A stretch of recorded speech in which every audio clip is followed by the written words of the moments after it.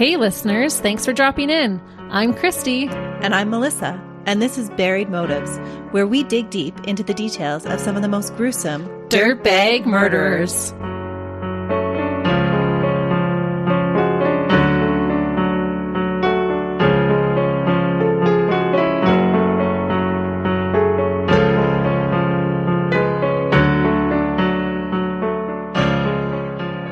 Hey listeners.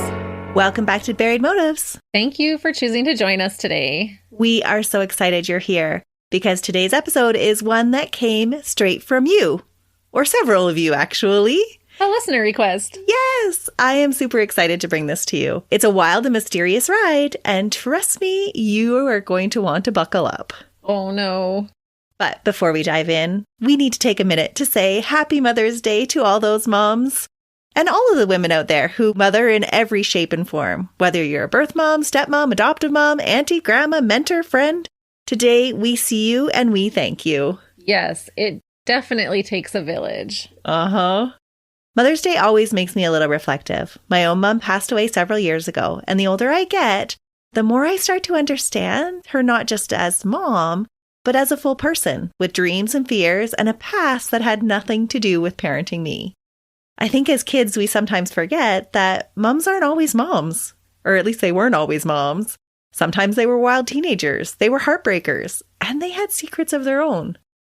One of my most memorable moments after my mom passed away was sitting down with one of her friends, because it was hearing stories about when they were teenagers that had such an impact on me. It was like this hidden door opened, and I got to meet a totally new side of my mom. Those talks meant the world to me. But imagine for a second, those stories that you uncovered weren't warm or nostalgic. Imagine peeling back the layers of your mom's past and finding out something chilling, something that tied her not to teen heartbreak or high school pranks, but to a whole double life and murder. That's exactly what happened in the case we're covering today. A case that spans more than 5 decades, 3 murders, 2 continents, and 1 woman who managed to vanish into a quiet life in the corn capital of southern Alberta.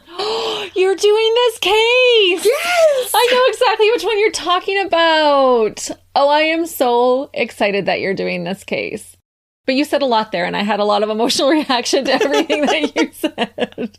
It is so true, though, that we don't often see our moms outside of being our moms. No. That even before they were moms, or even while they were moms, they were still women of their own. And like you said, had their own hopes and dreams. Yeah, and so seldom we see that. And so I think in this case, it was kind of a natural thing for the family of Deidre Glabis to just assume that they knew exactly who she was without ever actually knowing who she was. I cannot even imagine. Right? Shout out to everybody who recommended this case. I know there was a few of you. There was a lot. Yes. Deidre D. Grace Glabis, to most people in Taber, Alberta, was just a friendly face. A devoted community member, she had worked as a realtor, she was an excellent bridge player. She was a woman known for her banana bread and homemade quilts. As a needlepoint artist, she helped launch the local daycare center. She volunteered at the food bank and blended perfectly into small town life. But Dee had a secret, one that not even her neighbors and almost all of her family ever knew about. Because Dee was actually Sharon Kinne. Yes, that Sharon Kinne, one of the most infamous and elusive women in American true crime history. A woman tied to not 1, not 2, but 3 murders. A woman who, after escaping from prison in Mexico, vanished completely and somehow reappeared in southern Alberta under a brand new name, living an entirely new life. In Los Angeles in 1970, going by the name Deidre Mitchell, she married a man, James or Jim Glabis. How she got there, how she obtained ID, how she managed visas and citizenship, no one really knows. But by 1973, the couple had moved to Taber, Alberta, bought the Taber Motel, and started building a life. So wild to me. They seemed like any other couple, hardworking, friendly, local business owners. They even launched the Century 21 real estate agency there. They were really a staple of the community. She would live to be this sweet old lady who made really good banana bread. Mm-hmm. That's what I aspire to be. Minus the 3 murders under my belt. Right? Things did get a little murky for Dee after Jim died in 1979 at the age of just 38. Complications from diabetes and alcoholism, according to the papers. But I thought, oh, that is a little interesting. And it gets even more interesting when you learn that he actually left Dee out of his will. Oh. Mm-hmm. Dee contested the will in court, leaving a lot of people confused about this couple's actual relationship. There's definitely something we don't know. Mm-hmm. And it makes me wonder, did he know who she actually was? Not long after Jim's death, Dee remarried in 1982, so just 3 years later. She became Mrs. William or Willie L. And for nearly 30 years, they continued to live quietly in Tabor until Willie's death in 2011. If you asked around town, Dee was just Dee. Nobody suspected that the sweet woman across the street might have once pulled a trigger or escaped a prison cell. And now that she's gone, she passed away quietly in 2022 at the age of 81, the truth has started to unravel. The past she left behind is darker than anyone in Tabor could have imagined. A twisted case of a woman who escaped justice and lived out her days as the grandma next door, pulling off a life of reinvention for over 50 years. When Deidre died, her funeral was filled with warmth, fond memories, and gentle eulogies from family and friends. Almost everyone did not know the woman that they were mourning had once been Sharon Elizabeth Kinne, the subject of one of the longest standing felony warrants in U.S. history. Amazing. Sharon Kinne was born Sharon Hall on November 30th, 1939 in Independence, Missouri, to Eugene and Doris Hall.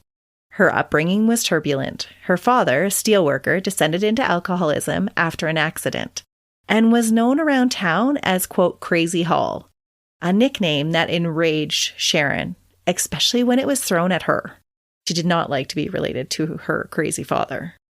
Because people would just call her the same. Mm-hmm. You're that crazy guy's daughter. You must be crazy too. Yes. Sharon's mother was sharp and distant. She welcomed having to find work outside the home as a legal secretary. Okay. She wasn't overly maternalistic, but it didn't sound like there was outright abuse. Maybe a little neglectful. Yeah. Together with her younger brother, Eugene Jr., Sharon grew up fast, hardened, and restless. She wanted something more out of life than small-town Missouri. By her teenage years, Sharon was already skilled at manipulation. Not considered particularly pretty or intelligent, she still had a raw allure to her that drew men in. I saw pictures of her younger self, and I thought she was quite beautiful. Yeah, I thought so too. But at the time, they said that she wasn't standout gorgeous, movie star gorgeous. Right. But she definitely had enough to lure men in, though. And I think she blossomed a little later. Right. As a youth, she enjoyed reading about Greek and Roman mythology and fantasized about the power of the goddesses. She wanted to be worshipped. In the summer of 1956, 16-year-old Sharon Hall met 22-year-old James Kinne at a church gathering in Independence, Missouri. Sharon was attractive, vivacious, and sharp, qualities James found irresistible. She was much more forward than other girls that he had met prior to this. She was also much more cunning and deceitful. She lied about her age, telling him that she was 20. She made up this whole story about missing some years going to school when her family briefly relocated to Washington. And then when they came back, she had to start school over again. So that's why I'm still in school, but 20 years old. That's right. Yeah. Okay. James, a devout Mormon and a recent Navy Reserve veteran, was taken in completely. He thought their summer fling was exclusive and genuine. Sharon, however, was amused by his naivety and reveled in the control she had over him. As the summer drew to a close and James prepared to return to Brigham Young University, the twitterpation of first love was starting to wane a little bit. He was uncertain about their relationship and often found Sharon's hot and cold behavior a little confusing. Sharon made sure, though, that he would not forget her, believing that the university student with the big future was her ticket out of her current life. Almost as soon as he was back at university, she sent him a letter claiming she was pregnant. Oh, Kate? Yes. So they had crossed that boundary. They had. James, torn between his sin, duty, and uncertainty, showed the letter to a friend and admitted that he wasn't even sure he loved Sharon, but that he believed marrying her was the right thing to do. He returned to Independence in October of 1956 and married her, despite the reservation from his parents, Haggard and Katie Kinne. But Sharon wasn't content in just securing the ring. She needed to establish that it would be her wearing the pants in the marriage. The day before their wedding, while applying for their license, she turned the tables and accused James of ruining her future. In a shocking moment, she also admitted that she had been married before, something that she had previously denied, and mocked James for believing that he was her first. Oh my goodness. She later claimed that she had gone by Sharon Baldwin during her brief time in D.C., and her first husband, Big Jim, had died after falling out of a moving car while drunk. So technically, she was a widow. Wow.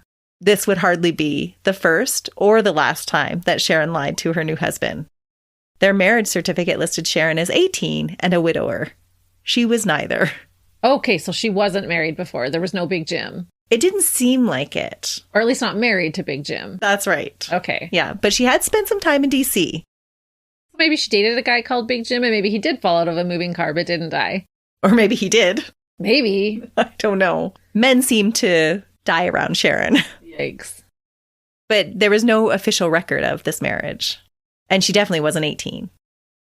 Sharon quit high school and became a wife and moved to Utah with James, who returned briefly to his studies at BYU. But domestic bliss was short-lived. Not long after their courthouse wedding, Sharon claimed she miscarried the baby that had compelled James to return home and marry her in the first place. Ay. Yeah. James, already reeling from the revelation that Sharon had lied about her age, her virginity, and even a previous marriage, now faced the possibility that the pregnancy may have never even existed at all. If he questioned her, Sharon would deflect with ease. Her voice lifted with either offense or laughter, depending on what worked best in the moment. She didn't even have a standard response to him. Wow. Sometimes she would admit that she was pregnant and had a miscarriage, and other times she would laugh at him.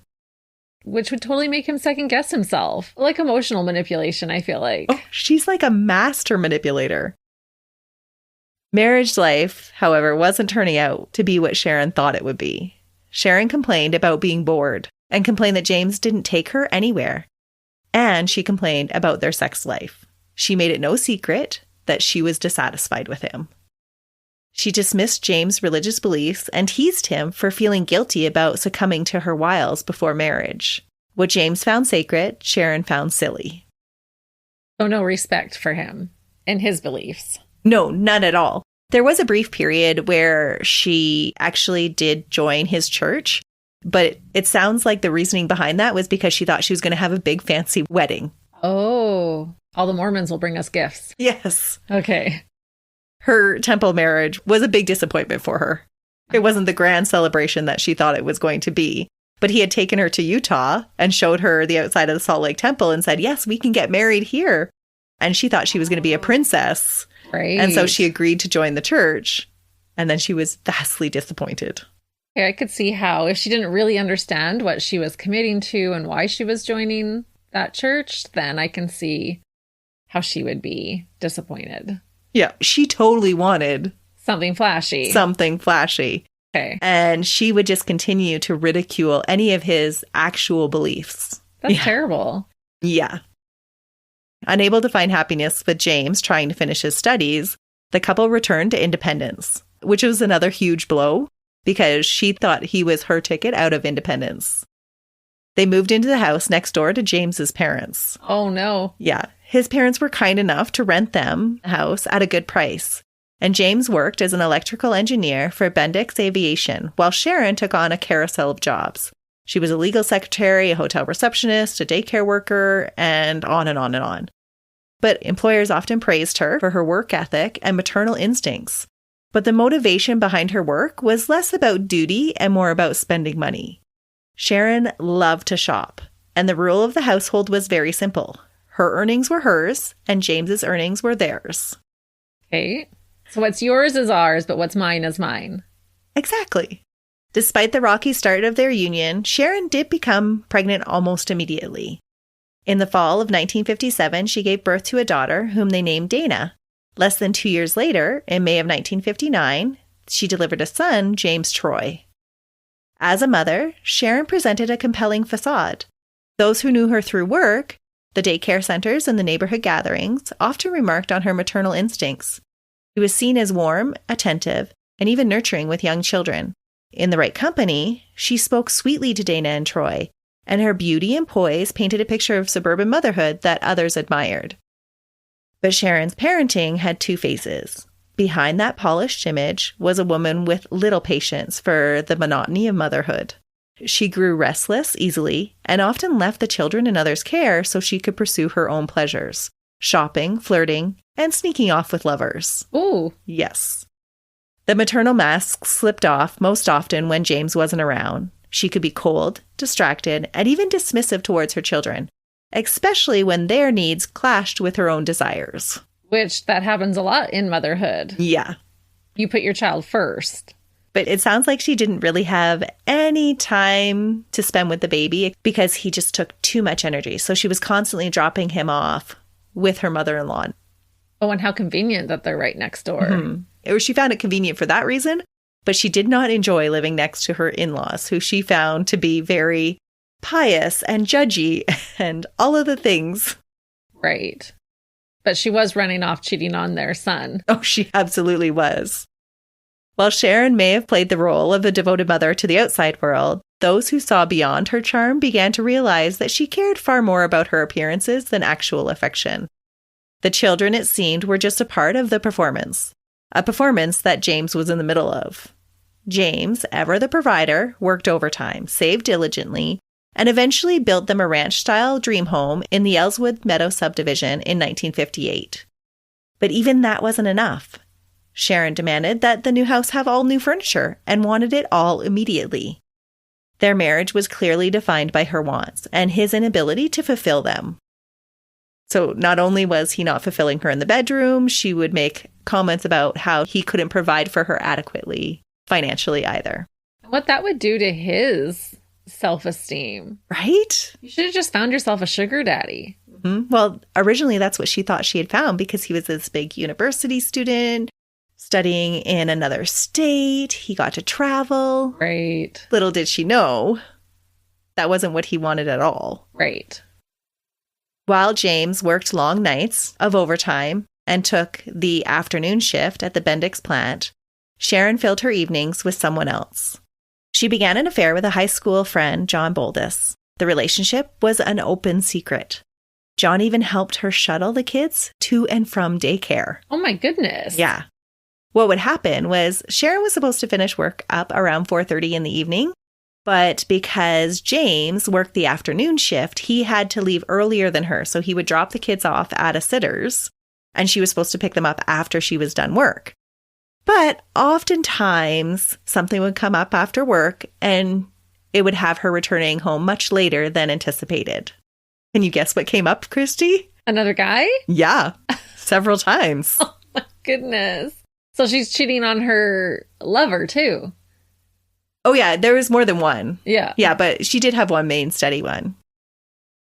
When the excuses of something came up at work would run out, she would find other ways to get her itch scratched.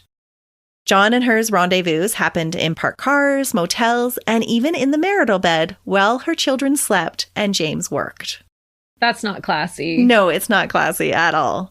It was a brazen betrayal. And by 1959, James was suspicious and considering divorce. Yeah, as he should. Mm-hmm. Even Sharon, by year 3 of their marriage, would admit that things were not going so well. They bickered constantly, money was tight, and she found their church commitments strained their fragile bond in their marriage bed. Hey. Yeah. That's hard for me to even understand how. It sounded like she was adventurous. Oh, and he was not. Yeah, maybe. But that's not necessarily because of his religious beliefs. That just might be his personality. Exactly. We talked a lot last week about how different people's interests are when it comes to sexual relations. That's right. But Sharon would never take responsibility for any of the problems in their marriage.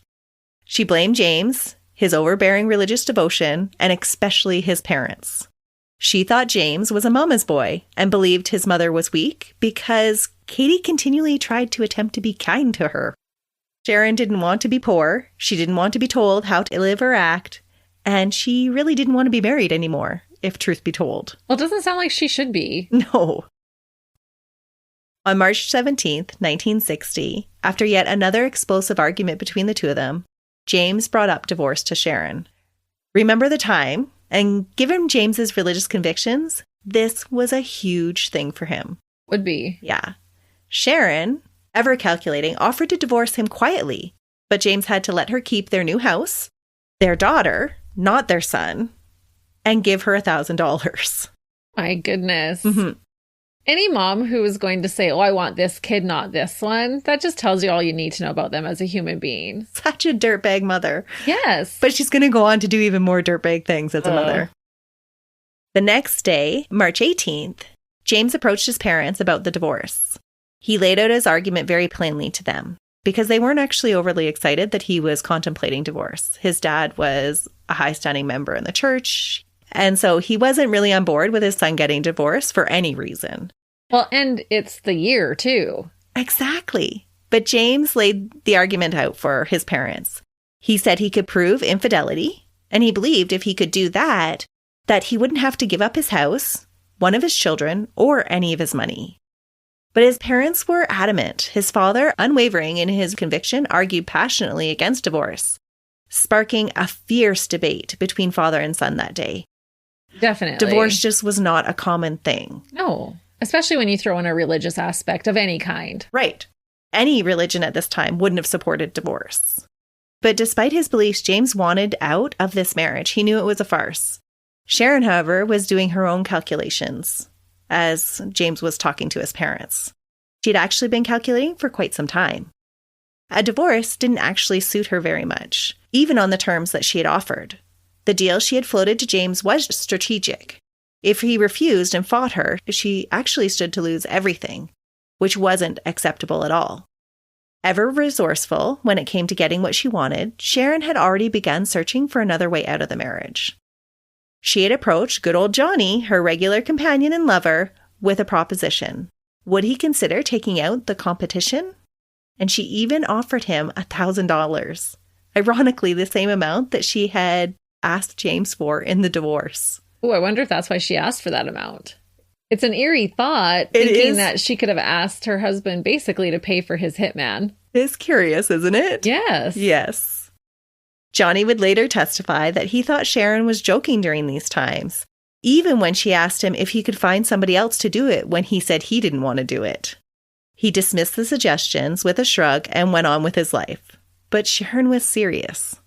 Left to her own devices after Johnny brushed her off, Sharon turned to her favorite pastime, flipping through true crime and gossip magazines. Oh, no. Yes. She was obsessed with tales of scandal and murder, stories of women who twisted their way out of troubled marriages with cunning or a well-placed bullet. It was in one of these stories that she found inspiration.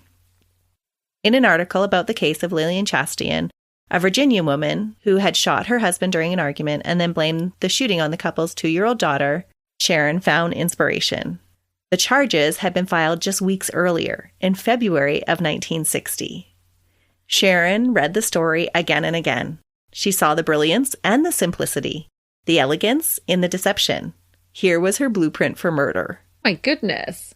So make it look like the child had accidentally shot him. Mm-hmm. Forget the $1,000, forget custody negotiations, or her father-in-law's judgments. Sharon could have everything: the house, her daughter, her freedom, and no messy divorce. All she needed was a gun, a convincing story, and a child young enough not to remember what really happened. Oh, this is terrible. Mm-hmm. She convinced herself it would be completely plausible as she watched Dana toddling around the house, armed with her birthday present, a Wyatt Earp special toy pistol, playing a little game of Bang Bang You're Dead with Daddy. James, ever the doting father to his daughter, played along and dramatically fell to the ground to Dana's delight. Oh, this is so eerie. Thinking that she's basically creating this alibi or story of, oh yeah, they used to play this all the time.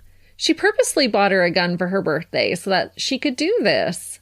Well, no, it sounds like James actually bought her the gun. Oh, really? Yeah, James was an avid gun collector. He wasn't so much of a shooter, but he did like to collect antique guns. It was something that he and his father had in common, and so it was something that they were trying to pass along to Dana.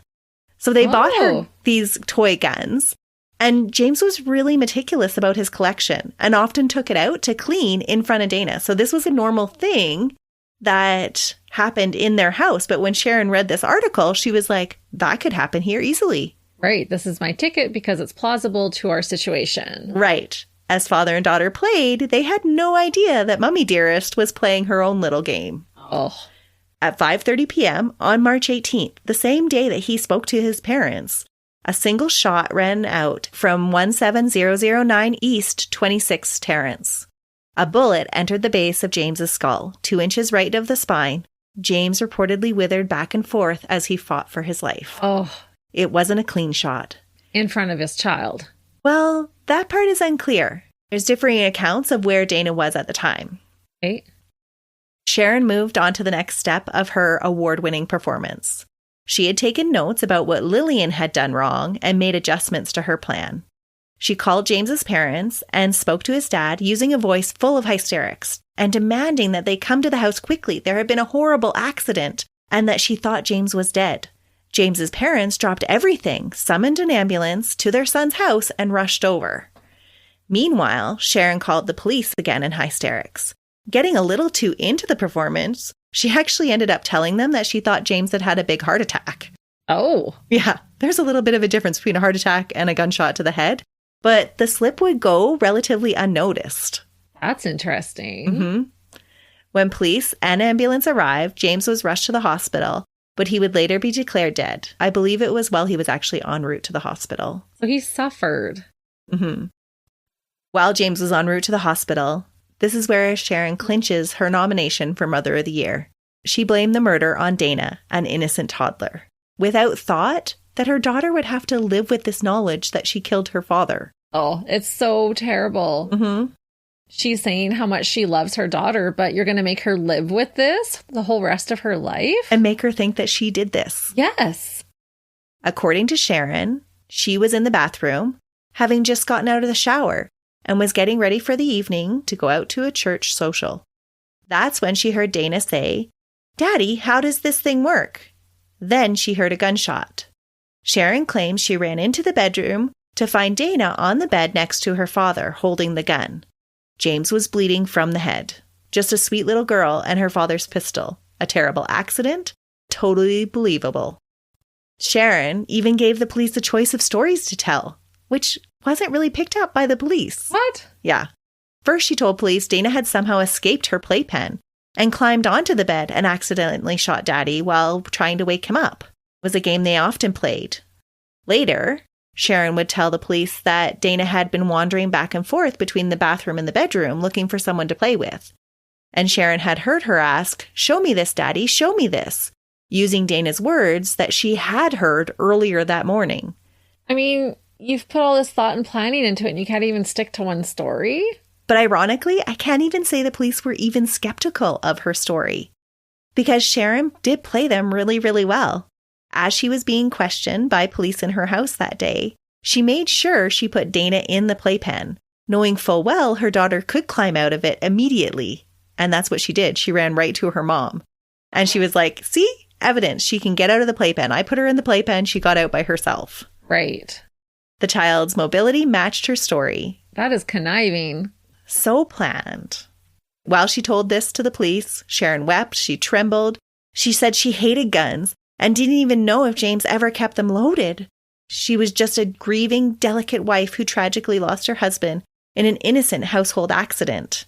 Oh, and did she mention that James always left Dana to play with his guns? What? Mm-hmm. So now we're going to blame the victim. No man is going to leave his guns out for his little girl to play with. Well, it sounds like neighbors would actually back this up. What? Mm-hmm. In a test conducted by investigators, Dana was actually able to pull a trigger of a similar gun. Really? Mm-hmm. That is shocking. They wanted to make sure that she was strong enough to do it, and so they gave her a gun to pull the trigger on. And she's 2, you said? She's almost 3. Almost 3. Wow. No fingerprints were found on the pistol, thanks to a generous coating of oil on a freshly clean gun. And Sharon's story about the terrible accident was so believable that nobody bothered to test either Sharon or Dana for gunshot residue, something that was just starting to come out as evidence. Right. It was pretty early. Mm-hmm. Not necessarily a standard thing. Right. Nobody seemed to pick up on the fact that it was super suspicious that the bullet had come from a distance of about 12 to 18 inches, farther away than you would think typical of a sleepy cuddle gone wrong scenario with a toddler. And they should be able to examine the angle of the gunshot wound. And whether it came from above or below. Right. Right. But not a lot of things were looked at in this case. The official ruling was an accidental shooting. Just a tragic twist in a playful father-daughter moment. James's family, while they had their reservations about their daughter-in-law, wholeheartedly believed that it had been an accident. Wow. So she pulled it off. Yes. It would be interesting to see if that crime scene was investigated today, how different the outcome would have been. Because I'm sure they would have looked at the trajectory of the bullet. They would have looked at blood spatter, gunshot residue, all of those things. Yeah. I think it would have been a different outcome. But Sharon doesn't necessarily get away with it. Okay. As a fresh widow, with the inquest closed and James buried, Sharon cashes in his life insurance policy, a tidy sum of $6,000 from the double indemnity clause of a $3,000 policy. Because it was an accidental death? That's right. And there was a little extra added bonus for her that their $11,000 mortgage was wiped clean. Ooh. That's a tidy little sum at the time. Well, and if your mortgage is $11,000, that means $6,000 was worth a lot. Mm-hmm. That's more than half your mortgage. Yeah. So she had set herself up quite nicely. Ah. Way more than the $1,000 that she had originally asked him for. Armed with money and her freedom, Sharon wasted no time stepping into a new life. She headed straight to the local car dealership, apparently to get her old car fixed, but then was talked into purchasing a sleek new Ford Thunderbird from a very attentive salesman. Goodness. The car turned heads and opened doors for Sharon, and one of those doors led to Walter T. Jones, the salesman that had sold her the car. She was wheeling and dealing, you might say. Yes. Walter was handsome and charming, and was also married with 2 children. To Sharon, Walter wasn't just a fling, though. He was the solution to her quickly disappearing savings, because she was blowing it all on cars. She saw him as the next Mr. Kinne. Unfortunately for Sharon, though, Walter didn't see things quite the same way. Despite his shaky marriage to Patricia Clements, a quiet, devoted woman and mother of 2, Walter wasn't interested in making things official with Sharon, even though he was okay to mess around on the side. Yeah, all he wanted was a side piece. Mm-hmm. They're rarely going to leave their wives, in my opinion. And Walter was married to a good woman, so it didn't make sense that he would leave her. Patricia was born into a large family at St. Joseph's, Missouri. She was a kind woman who played by the rules. After graduating from Benton High School, she married her high school sweetheart and followed him across the country while he served in the Marines. They eventually returned to Missouri to raise their children. By 1960, Patricia worked as a file clerk in the IRS dutifully and dependably. She was also pregnant with their 3rd child.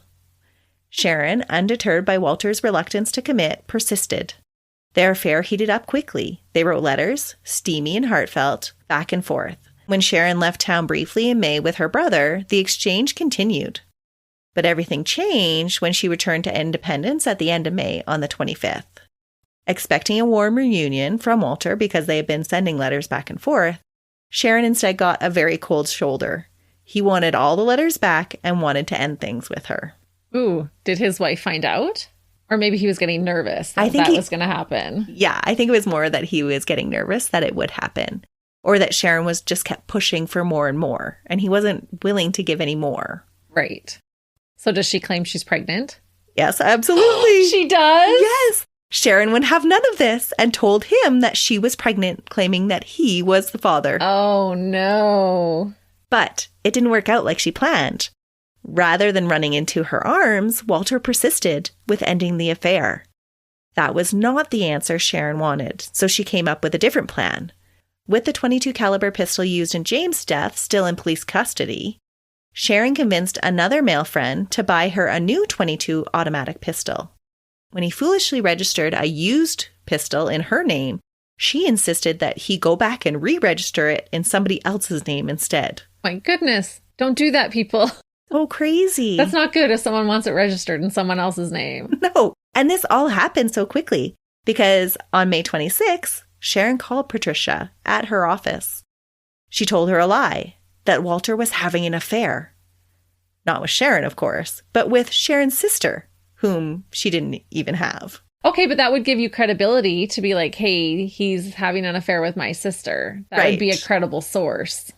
Exactly.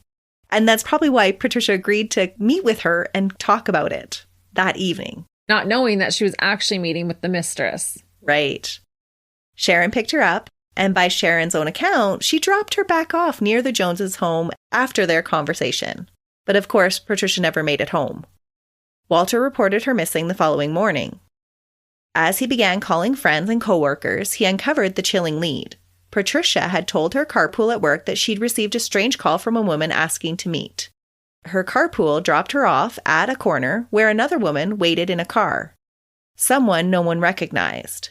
But they described her to Walter, and Walter had a feeling he knew exactly who it was. So he calls up Sharon. Yeah. Sharon didn't deny that she had been with Patricia.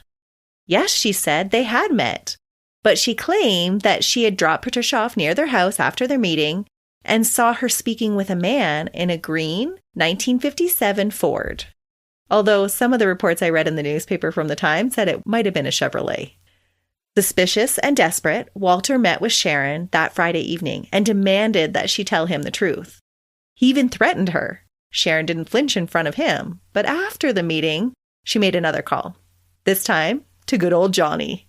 Oh, she's still stringing along Johnny. Yeah. She told Johnny that she was worried about Patricia, that maybe she was out parking with somebody and that her husband was going to look for her, and who knew what could happen to her if he found her. That she'd be in danger. Mm-hmm. Johnny, not thrilled about being drug into this drama, did eventually agree to go searching for her after a bit of flirting and parking on their own. She knows how to use what she's got to get men to do what she wants. Does. And so, but Johnny didn't know that she was having an affair with Walter. No, it didn't seem like that. Okay, just Patricia's my friend. You need to help her. Yes. We need to go find Patricia. And he's like, well, really, I don't want to get messed up in between this friend and her husband. He can deal with his own wife. Let's go do some fooling around. And so she did that first and then was like, okay, I did this. Now you go do this. Right. They drove around a little bit until late into the night, and they ended up in Quarry Lane off of Old Phelps Road, a place where they had parked together before. Just before midnight, as they were pulling in, that's when they found Patricia Jones's body. She was laying in a remote area, fully clothed, with a black sweater and a yellow skirt.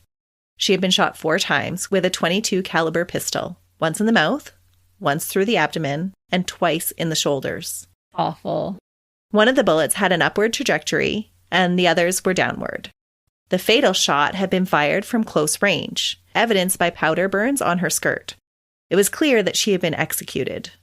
But instead of immediately alerting authorities, Sharon insisted Johnny take her home, saying, I was the last to see her alive. I might get blamed.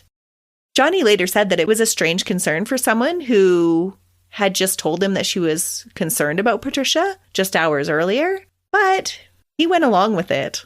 That is wild to me. It just shows how calculated she is, that she wanted Johnny there when they discovered her, and that she set it up to appear that it was accidental to discover her, but she knew exactly where she was. Mm-hmm. Ever smitten, Johnny dropped Sharon back off at home first, and then he reported finding Patricia to police around 1 a.m. on May 28th. By the next day, police had pieced together pretty much all the key details in the crime.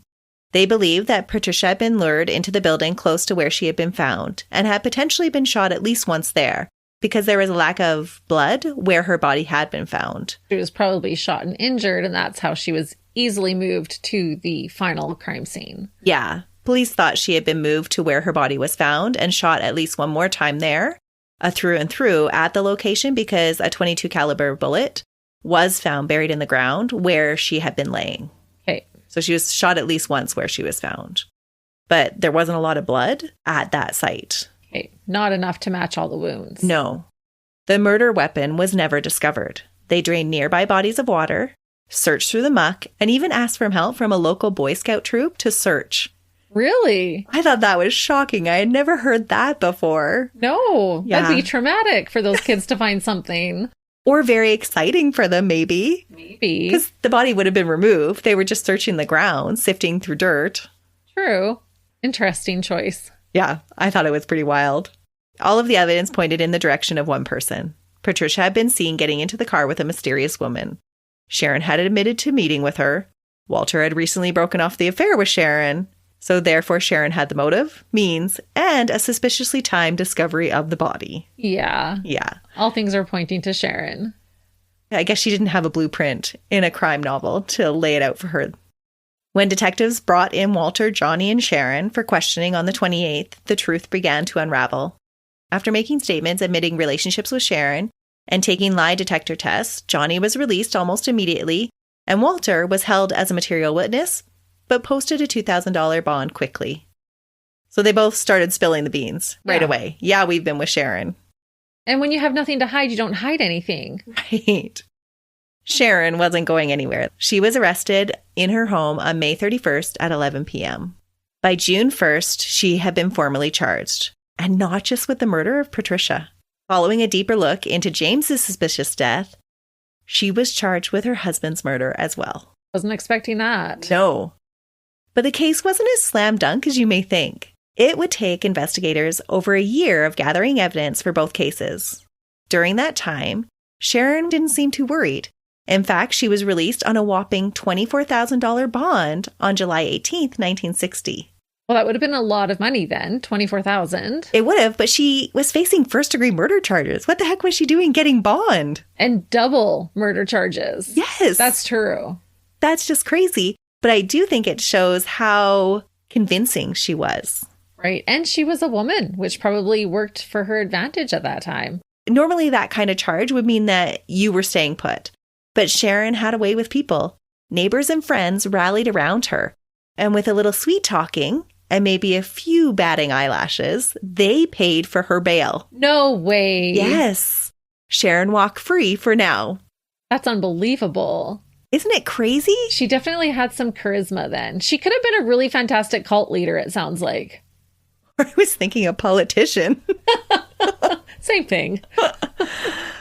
While awaiting trial, Sharon surprised everyone by announcing nothing. But on January 16th, 1961, she actually did give birth to a daughter, Maria Christine. Oh, was this actually Walter's daughter? Well, the father allegedly is Walter Jones. But it could have been Johnny's. But it could have been Johnny's. Or someone else's, who knows? Or it had only actually been a couple of months since her husband died. True. Mm-hmm. It was definitely awkward timing. Less than a month after her husband's death. It was absolutely scandalous. Meanwhile, the investigation into Patricia's murder was unraveling a little slowly. The .22 caliber pistol that killed Patricia wasn't the same one used to kill James. It was still locked up in the sheriff's office. Police knew that Sharon had gotten a second pistol from a co-worker. Unfortunately, that gun had also vanished conveniently. Sharon claimed that she had lost it in Washington, then later simply said it was missing. Police did find an empty pistol box in her home, and they did track down the previous owner of the gun and found bullets that he had fired into a tree for target practice. Ooh, smart. Unfortunately, though, the ballistic testing couldn't prove that those bullets matched the ones that had shot Patricia. The original autopsy on Patricia was very criticized as being a little lackluster. The coroner didn't retrieve all of the bullets and didn't examine the stomach contents to establish a time of death. When questioned, the coroner kind of shrugged it off, saying the undertaker had already done his work, so he thought there was no point.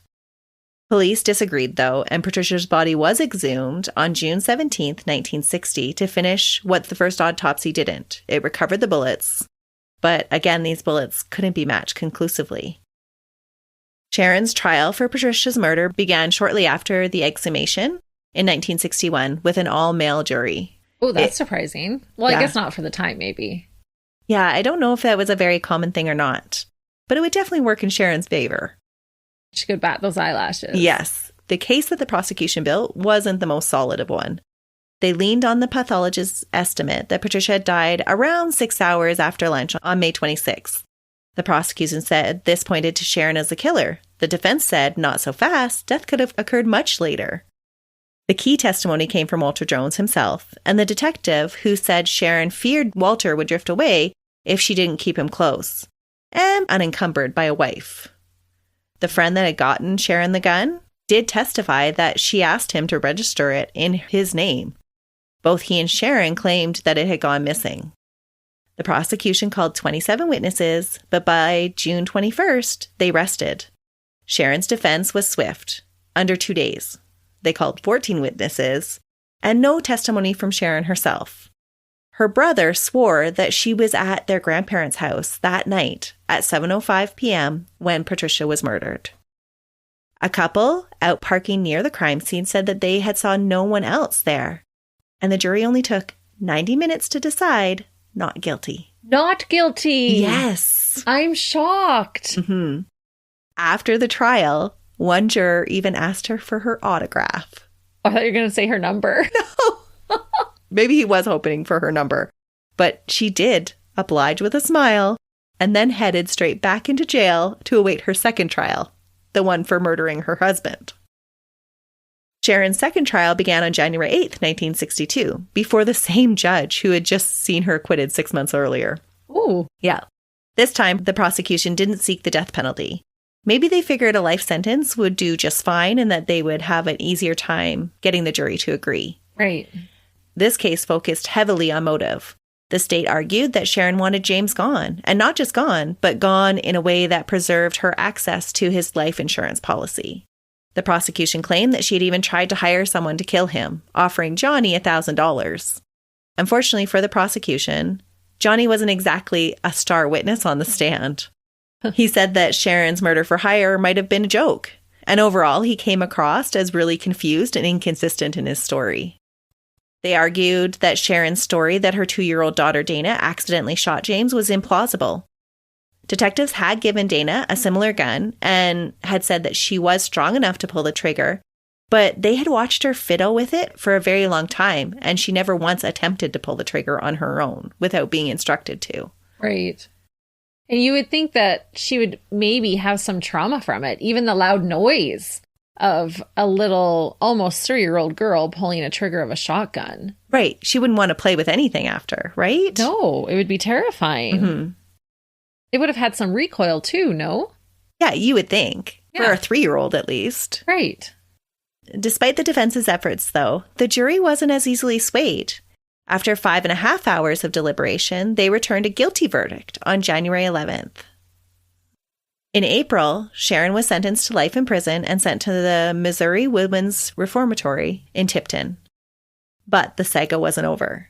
Sharon's legal counsel appealed the conviction, and in a dramatic twist, the Missouri Supreme Court overturned it. What? Yes. They cited improper jury selection. By then, Sharon had spent 18 months in jail, where she was already developing a reputation for stirring things up, including reportedly having several romantic relations with fellow inmates. Oh, yeah. Female or male inmates? Female. Okay. And I think there were a couple of male guards as well in the rumor mill. After her Missouri Supreme Court appeal succeeded, Sharon's conviction for the murder of her husband was thrown out in 1963. That meant there had to be a new trial. The new trial began in 1964 and was scrapped almost immediately due to improperly filed paperwork. Like a sitcom script terribly gone wrong, clerical errors meant that this trial didn't get past the opening credits. The judge dismissed the case before it really even began. Oh. A retrial began in June of 1964. Prosecutors, now wise to Sharon's courtroom swagger, focused their attack with more precision. But the defense had learned too. They leaned into the argument that the case was built on weak evidence and that Dana, yes, a toddler again, could have pulled the trigger. This trial ended up in a hung jury. They just couldn't agree. Some bought that it was an accident and others didn't. That meant there had to be a new trial. At this point, Sharon had become something like a local legend now. She was the beautiful woman accused of 2 murders, but somehow kept slipping through the cracks. But if people thought her luck was running out, they had no idea what was coming next. Even as she awaited the 5th murder trial, so the 4th one for her husband, but her 5th overall, right, she was released on bail, and her appetite for romance hadn't wavered at all. In the summer of 1964, she set her sights on 35-year-old Samuel Francis, or Frank Polizia, a smooth-talking hairdresser and ex-burglar. By September, the two were deeply infatuated and planning a trip to Mexico, where they told friends they intended to get married. Surprisingly, Sharon's bail conditions didn't restrict her from leaving the country. What? Yeah. So on September 12th, 1964, she borrowed $75 from her father-in-law. All right, because they believed she was innocent. Right? And in exchange for leaving her children in his care, she skipped town with Frank. Wow. Traveling now as Janet Porgliglia to make their relationship appear moral, Sharon crossed the border with Frank into Mexico. Their original plan hit a snag in Laredo, Texas. The couple had borrowed a car, but Mexican border laws prevented them from crossing in a borrowed vehicle. So they ditched the car and took a taxi across the border. No way. Yeah. Shortly thereafter, they arrived in Mexico City and checked into the Gin Hotel, again as husband and wife. According to Sharon, what was supposed to be a romantic getaway quickly turned sour. She later claimed that she and Frank suffered from dysentery and altitude sickness upon arrival into Mexico City, leaving them bedridden and unable to explore the city. Still, Sharon recovered a little bit more quickly than Frank, or at least enough to leave Frank behind in the room and start roaming the streets of Mexico on her own. She said she purchased a small pistol, citing she was super nervous about the unfamiliar streets and needed something small to carry in her purse. The larger firearms that they had brought from the U.S., she claimed were too bulky to fit there. Okay. On the night of September 18th, just 4 days after arriving in Mexico, Sharon left Frank behind in the Gin Hotel. She made up several stories about why she left her hotel and left Frank. In some, she said she was just searching for medication, a pharmacy. In others, she said that she was just restless and just wanting to get out into the city.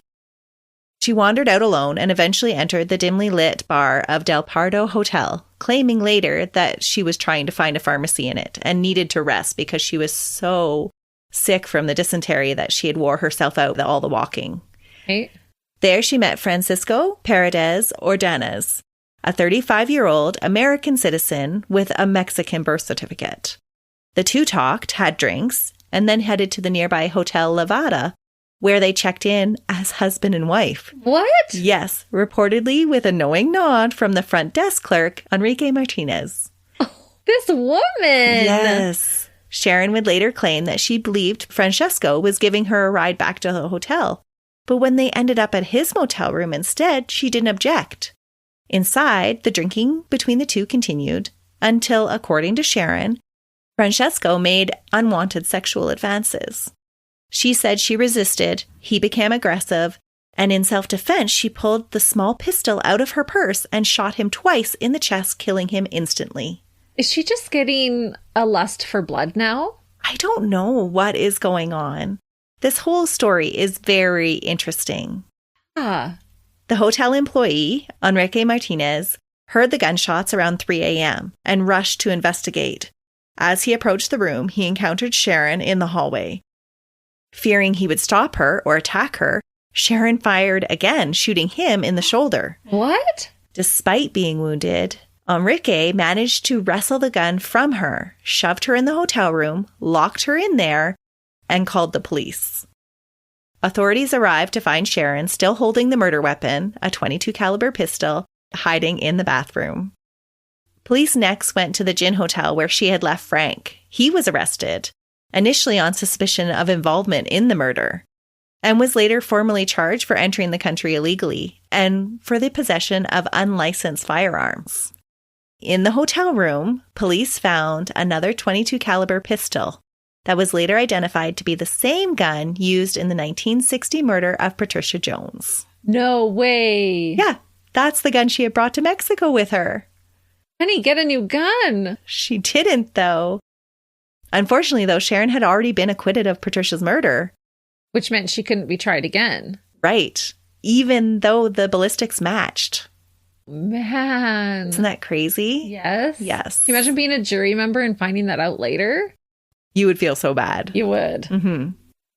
Sharon tried to claim self-defense, but Mexican authorities weren't buying it. They believed that she had lured Francisco back to the room intending to rob him and shot him when he resisted. On October 1965, Sharon Kinne stood trial in Mexico for her 6th murder trial. Holy moly. Yeah. She was convicted on the 18th of the homicide, and despite initial rumors that she might receive probation and deportation like Frank had, the court sentenced her to 10 years in prison. When she appealed, the Mexican Superior Court not only upheld her conviction, but increased her sentence to 13 years, stating that the original punishment had been too lenient. Wow, that's almost unheard of. I know, right? I thought, how awesome is that? I wonder how many prisoners would rethink appealing if they knew that their sentences could increase. Yes. You want us to look at it? Okay, but there could be consequences. Yeah. With that, Sharon was transferred to the women's prison in Mexico City, where she earned the nickname La Pistolera, the gun woman, a moniker the Mexican press would quickly embrace. Behind bars, Sharon remained as enigmatic and bold as ever. She was now a convicted killer in a foreign country, the same woman who had allegedly dodged convictions for 2 other deaths back home, and now was making headlines all over again. By the end of 1969, Sharon had been locked away for 5 years in the decrepit prison, serving her 13-year sentence for murder. To the guards, inmates, and even the occasional American journalist who visited her for interviews, she was a fascinating contradiction. She was a soft-spoken, doe-eyed woman who swore that she was just, quote, an ordinary girl. Yet whispers surrounded her about the 3 deaths that she left in her wake, her silver tongue, her confidence, and her ability to bend men to her will. That winter, as a young biographer was compiling notes for a book about her life, Sharon reportedly cooperated eagerly, sometimes even joking, that she had never needed bars to stay dangerous. It would be the last time anyone would speak to her on record, at least knowingly. On December 7th, 1969, a cold and dim evening, a blackout hit Mexico. The prison, already notorious for its lax security and understaffing, plunged into near total darkness. The floodlights failed, electrical locks clicked open, and a single outer door, which would have been secured, was mysteriously left ajar. Oh my goodness. Do you think she had help? I do. Wow. Around 5 p.m., Sharon Kinne skipped the routine roll call. No alarms were raised at that time. By 7 p.m., she missed another one. Still no guards acted. It wasn't until 2 a.m. that authorities in Mexico City were alerted. Yeah, there definitely was a guard on the inside. Authorities later discovered she'd escaped through a window, dropped onto a roof, and scaled the prison's main wall using a gas pipe and a belt. This woman is wild. Isn't it crazy? She scaled over chicken wire fence, past the watchtower, blinded by the blackout, and into the dusty streets of Mexico City. And then she just vanished into the night. Ow. A year later, she was showing up in California as somebody completely new. This is remarkable. Yeah. That one woman could pull all of this off. It's so crazy. She's so dangerous, but people don't perceive her that way. Not at all. The theories about her escape came fast and wild. Had she seduced a guard or bribed several? One officer reportedly owned a large gambling debt that mysteriously disappeared. Another guard simply vanished days after the escape. Some believed her rumored boyfriend, a Mexico City cop, drove her out of the capital that same night in the back of a meat truck. Others whispered that the family of Francisco, the man that she had been convicted of murdering, had helped her escape only to enact their own revenge. One version had her buried up into her neck beside an anthill, her fate sealed with a screwdriver in the chest. Even her attorney added fuel to the fire. In an interview at age 91, he hinted that Sharon might still be alive, but he wouldn't say any more. Other than that the last time he spoke to her, she mentioned going to the ranch in Honduras. The vanishing act, in actuality, didn't seem that hard to pull off. Within 2 weeks, Mexican authorities had largely abandoned their search for her. They speculated that she had fled north towards the U.S. border or south into Guatemala. The CIA and the FBI were alerted, but they declined jurisdiction. and Sharon Kinne became a ghost. Ow. Back in the States, her children were sent to live with their grandparents. Her mother and brother had already moved to Alaska by 1965, and there was no trace of her anywhere. The case just went cold. For over half of a century, the world forgot about Sharon Kinne, until 2024, when an anonymous tip led Missouri authorities to southern Alberta, Canada, where a woman, Dee Glabis, had recently passed away. The anonymous tip changed everything. Someone, identity still unknown, contacted Missouri authorities with a wild claim that Dee Glabis of Taber, Alberta, was none other than Sharon Kinne, the long-missing murderess who had escaped a Mexican prison in 1969. The detective, a seasoned investigator who had worked the cold case for most of his career, was very skeptical about the tip. Still, the details were compelling enough to warrant a look. You could imagine after 50 years, you would be like, yeah, there's no way. Right. She's still around. She's not in Taber, No. a little hick town in Alberta, Canada. No, not at all, right? But he thought it was worth checking out. Oh, definitely. He should have. It was a long shot, but he made a call to the funeral home that had handled Dee's arrangements. And as it turned out, the home had offered a memorial fingerprinting service, prints captured as keepsakes for grieving families. There was indeed one fingerprint on file for her. Wow. But there was a major problem. Because Dee didn't have a criminal record in Canada, there was no legal jurisdiction for taking the postmortem fingerprints. Great. Isn't that crazy? Yeah. This is insane. It couldn't be accessed because of Canadian law. They couldn't get a search warrant to obtain the fingerprint because Dee didn't have a Canadian offense on record. Family couldn't give it up? It didn't sound like that's how they went about it. A breakthrough came in the unlikeliest of all places, in Independence, Missouri. The funeral home's subcontractor that stored memorial data like fingerprints was actually based in Kinne's old backyard, just blocks away from the sheriff's office where her original arrest warrant still stood. The Jackson County Sheriff's Office was quickly able to issue an administrative subpoena, seize the file, and run the match. Hey. They were really worried about all of the Canadian court proceedings that they would have to go through. And they're like, oh, wait, that print is actually stored in Missouri. Right. How is that for... Just comeuppance? Yes, karma. Kismet? Right? The fingerprint came back and confirmed a match to Sharon Elizabeth Kinne. The shockwaves in Taber were instant. One woman said, quote, "She just seemed to be really nice and personable. I'm totally shocked. I mean, how can you be one person and totally be this other person?" A group of Kinne's friends, many of whom had known her for decades, as Dee, were playing bridge at the Taber Senior Center when the news broke. One woman dropped her cards, another dropped her tea. You would! Yes. We would be so shocked. It's so crazy.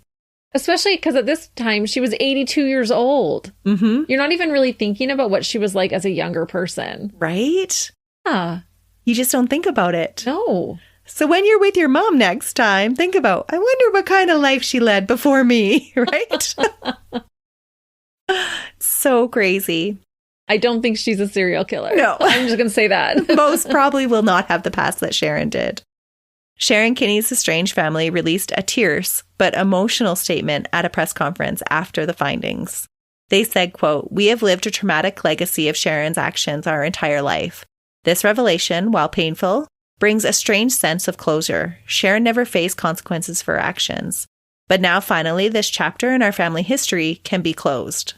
On May 31st, 2024, nearly 61 years after James Kinne was found dead in his bed, and more than 5 decades after Sharon vanished from a Mexican prison, the case was officially closed. Sharon Kinne was no longer a mystery, just a ghost. That is unbelievable. Right?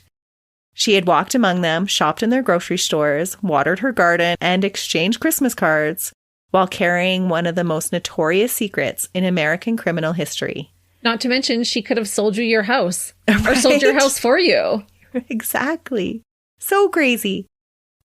That is the case of the mysterious, selfish, manipulative, murderous dirtbag Sharon Kinne, the unsuspecting serial killer grandma next door who escaped justice and was able to disappear and successfully live a double life, thinking she took her deadly secrets to the grave. I wonder what she thinks looking down.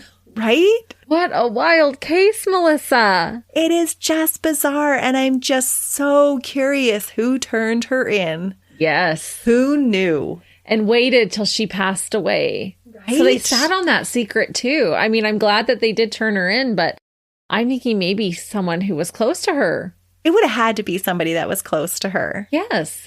I know that we laughed a lot, but it was out of shock. Not that any of the murders or anything that she did were funny, but it's so unbelievable that this happened. No, it sounds like a movie. It does. That you almost couldn't write a script like this. No, not at all. Wow. It really does teach us that you just don't know who your neighbor is. And apparently maybe even your mother. Right?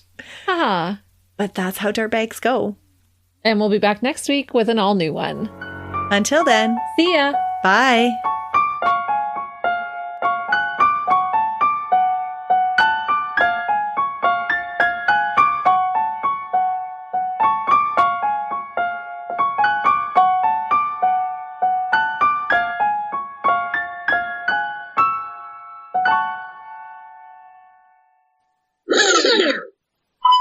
Testing, testing. Hey, listeners. We got to test again?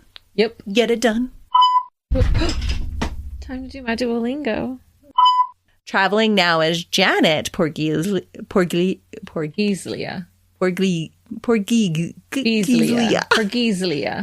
Or Des.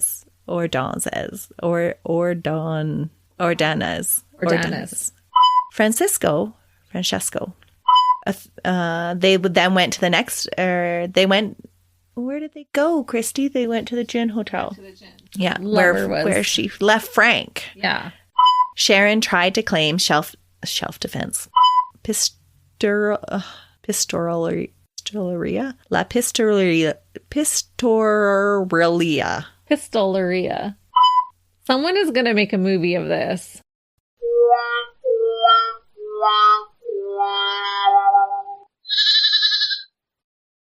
Another Sound Off Media Company podcast.